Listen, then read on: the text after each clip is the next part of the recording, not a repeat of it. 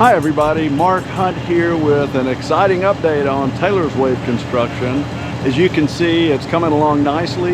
We'll get into a little more detail on that. We'll also dive into understanding a little bit about what paddlers and river users can expect as the project progresses. As we've covered before, the goal is to have a world-class river surfing wave right here on the French Broad in Woodfin, North Carolina. That involves building a perfectly shaped ledge across the river out of boulders and concrete. Construction is coming along nicely, and the main part of the ledge is quickly taking shape. If you take river flow volume like this, and you narrow it down and you spill it over a ledge like this, you end up with a pretty good surfing wave. As for next steps, there's still a bit more concrete work to do on this portion of the ledge. After that, the ledge structure will be extended to the shoreline, and then a terraced boulder wall will be built along the bank. Those steps will take a few more weeks, and once they are complete, this temporary cofferdam will be gathered up and rebuilt on the opposite side of the river so that the rest of the project, including the bypass channel fish passage, can be built. Everybody, I think you know that the Town of Woodfin owns this project, is going to operate it as a regular free of charge town park. Woodfin deserves great appreciation for taking this on in the first place and now for seeing it through toward completion.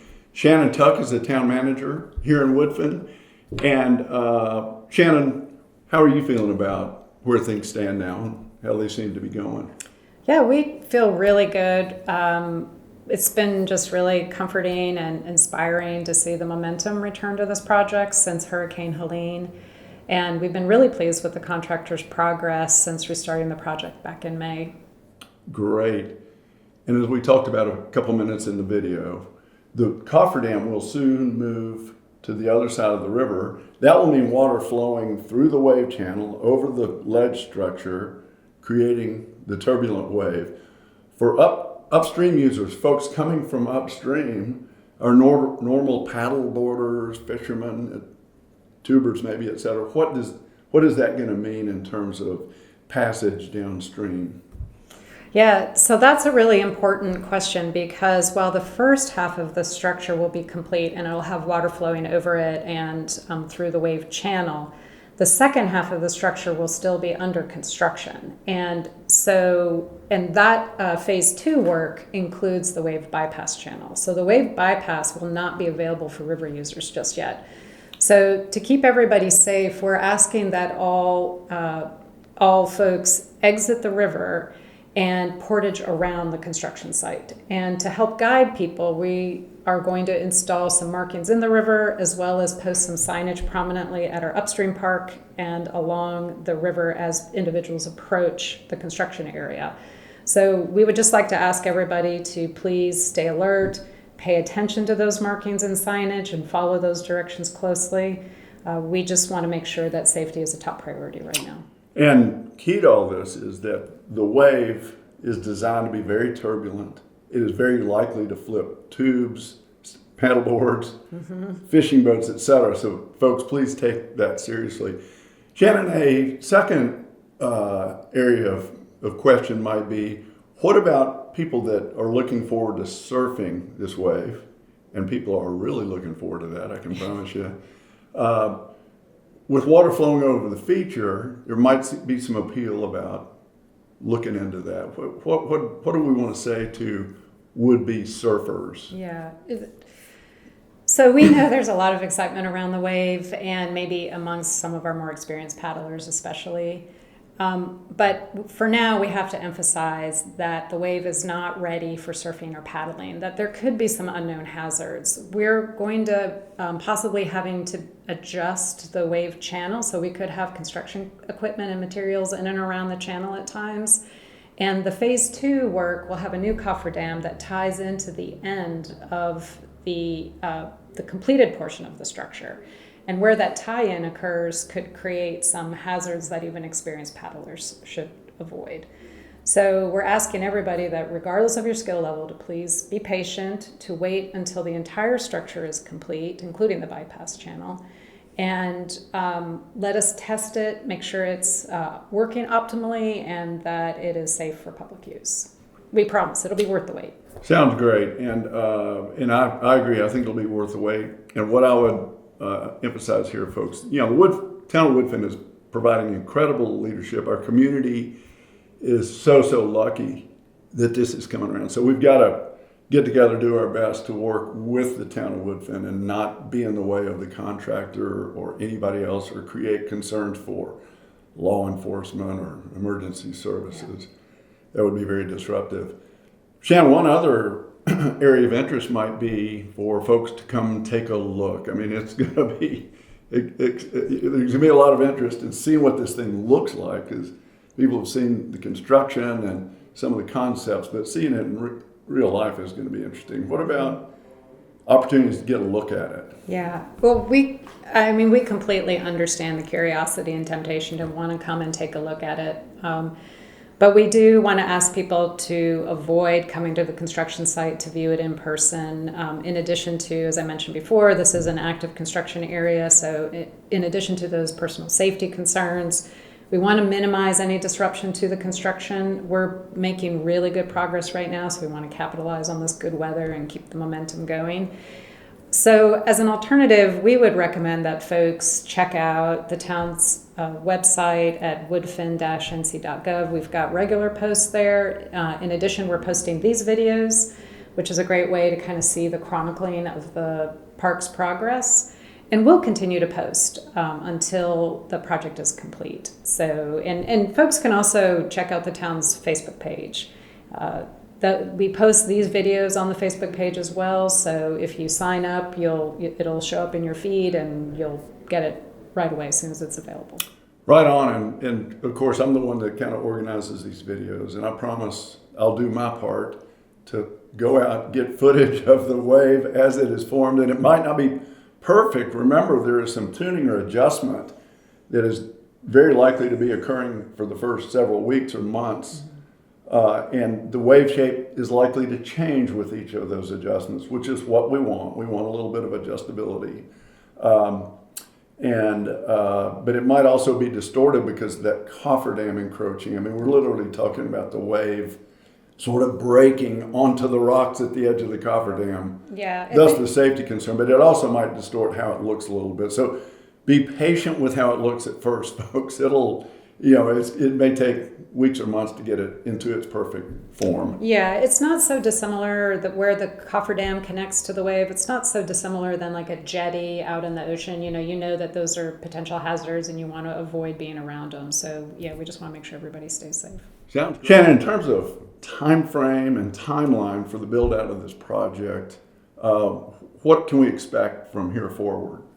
So things are going really well right now, and if we stay on track and the weather continues to cooperate, we expect that we could be complete with the wave, the structure, the in-river work by the end of the spring of 2026. And then onshore... that's the entire... all the way across the river. Yep, including the bypass channel. Right. Then we'll be concentrating on the onshore park work after that, and we think that all of that will be completed within the following 12 months. By sometime in 2027. Yeah, probably spring of 2027. Okay. That's our goal. What else should we cover here? I would just like to thank everybody for their patience, especially as we navigate the challenges that Hurricane Helene has presented us. We are really excited for people to be able to experience it firsthand, and we think it's going to be really special and a great asset to Western North Carolina. I would also like to take the opportunity to thank everybody who made this project possible. It's everybody from our funders, our construction and design teams, the community partners, our permitting agencies, the leadership of Woodfin, but especially our former leadership and the residents of Woodfin, because it was their vision and support that really got this project launched, and we wouldn't be here today if it weren't for them. And that was in 2016. And for all the challenges and great things that have occurred in the life of this project, I will forever look back on the Woodfin Board of Aldermen, aka Town Council, that existed in 2016, being politically courageous, to stepping up to this ambitious, wild project. Mm-hmm. And so, and you and I say that to them every chance we get when we see those folks. And the Woodfin voters who supported the bond referendum. Absolutely. Yeah, but absolutely. So, Shannon, thanks so much. Stay tuned for another interview with Shannon once we get further along and sort out what's going to happen when. All right. Thank you. I know some viewers are curious about the details of design and construction, so let's dive into that just a little bit more. The effects of Hurricane Helene, of course, slowed the project down. Construction in the river restarted in May, and step one was to reshape the cofferdam and add a vinyl liner. The small amount of flow that does get through is being well handled with a system of drainage channels and pumps. Sedimented water is routed through a settling and filtration basin before returning to the river. With the work area dry by late May, construction in the riverbed began. In order for the ledge structure to be fixed and stable against the forces of major floods, it would need to be attached into the riverbed, sort of like a building relies on below ground footings for stability. In our case, that meant drilling and jackhammering the areas in the bedrock where the ledge would be placed. The granite of the French Broad is dense and hard, so excavation work took a few weeks. The good news is that it provides a very firm base for the structure. It's important to highlight here that all the work going on is organized in a way that does not harm wildlife, habitat, or the environment. Design and construction is tightly regulated by federal and state agencies. With bedrock excavation complete for this section, it was time to start building the ledge structure itself. That meant carefully selecting and placing boulders. And on the topic of boulders, the team at Hedrick Industries and their North Buncombe Quarry deserve a huge thanks here. This project requires about 7,400 tons of boulders, and they have to be just the right sizes and shapes. That's no easy task to get those here. Hedrick started selecting and stockpiling boulders for the WAVE project about 3 years ago. Additionally, the company has made an in-kind donation of boulders valued at about $280,000. That makes Hedrick the largest private sector donor to the project. A big shout out and much appreciation to Hedrick Industries. The design requires that the locations and dimensions of all surfaces of the ledge adhere to the design to within 1/10 of a foot. Our contractor, Baker Grading, uses sophisticated GPS instruments at the site and works very carefully to assure that. Those who watched episode 2 of this series saw that the design was thoroughly tested and refined through physical modeling in a hydraulics lab. Precision is vital to getting the best possible wave shape. Hey guys, meet Riley Adams. Riley is a civil engineer with S2O, our design contractor for the ledge structure. So Riley, talk a little bit about the shape of this ledge, why it's shaped the way it is, and what that means for paddling. Yeah, so it's funny, we've been getting a lot of questions about what we're building here because it does look a little different. But basically what we're trying to do is channelize part of the river into the center of this structure. And so we have a little bit deeper, lower notch in the middle. So when the water's lower, it'll channelize into that notch. And then as the water level increases, it'll spread up and outward across the structure more. And what we try to do is have the center part be the steepest slope, so you have a little bit more power. And the idea is that lower flows, you can have more of a powerful pole feature breaking wave. And then as the water levels increase and it starts to spread across the structure, as you go outward, the slope across the ramp gets a little bit less and a little bit less. And the goal is so that you still have a good surf wave, but once you get really high flows, you don't create a low head dam situation where you're having a safety issue. So that's kind of the overall shape. And Riley, how are you feeling about progress to date, how this is shaping up? I mean, today is a really big day with filling in some gaps with concrete. What do you think? Yeah, so normally we do the whole structure in one placement of concrete, but because we're always worried about river levels coming up, especially starting to get into hurricane season, we want to try to like capture progress. And so we've done 3 concrete placements at this point. We've done the downstream cutoff wall, the upstream cutoff wall, and this was a big day because we're grouting the whole top of the structure, which ties the 2 walls together. and that's really where we start to get our ramp shape. So this is what's going to end up creating our wave feature. Awesome. Thank you, sir. There are a couple of aspects of the design and the structure that will allow for tuning of the shape of the wave. One is the building of a concrete slab that will cover the center lowest area of the ledge here. It will have unistrut channel hardware embedded in it, and that will allow for the mounting and attachment of specially formed concrete blocks on that face. The physical modeling in the lab showed that having and being able to adjust these blocks can have a significant effect on wave shape. The other is including a concrete water control pad spanning the low and medium flow sections of the ledge on the upstream side, again with embedded unistrut channels. That could allow for adding blocks to increase the height of the upstream crest of the ledge structure if needed to enhance the wave shape. The aim is to use these adjustment opportunities in the few months after the water starts flowing to optimize the wave shape. Since temporary water diversion and construction equipment would be required, this is not about adjustments of any kind on an ongoing basis, just tuning during this construction phase.